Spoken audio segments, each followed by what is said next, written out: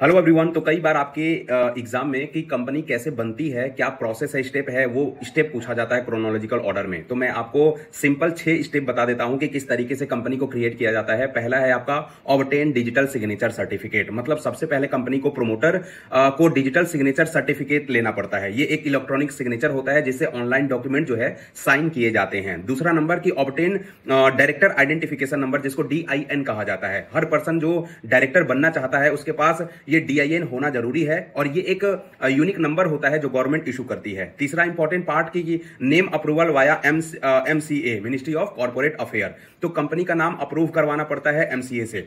नाम यूनिक होना चाहिए, कोई दूसरी रजिस्टर्ड कंपनी का नाम उससे सिमिलर नहीं होनी चाहिए। चौथा जो इंपॉर्टेंट स्टेप है वो है draft memorandum of association, MOA जिसको बोला जाता है। तो MOA एक मेन डॉक्यूमेंट होता है जिसमें कंपनी के ऑब्जेक्टिव और स्कोप ऑफ बिजनेस लिखे हुए होते हैं और ये बताता है कि कंपनी क्यों बनाई गई है और क्या काम करेगी। पांचवा जो स्टेप है वो है draft article of association, AOA।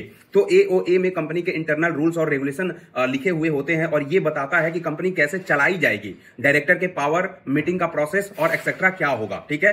और लास्ट में जो लास्ट स्टेप होता है वो file with registrar of companies, ROC। ठीक है। तो MOA, AOA और रिक्वायर्ड डॉक्यूमेंट ROC के पास सबमिट करना पड़ता है और सब अगर डॉक्यूमेंट सही रहे तो ROC जो है सर्टिफिकेट ऑफ इनकॉर्पोरेशन इशू कर देता है। जो सर्टिफिकेट मिलते ही आपको ऑफिशियली रजिस्टर्ड हो जाती है कि एक लीगल एंटिटी बन चुकी है। तो इस 6 स्टेप को याद रखिएगा कंपनी के इनकॉर्पोरेशन के लिए। Thank you.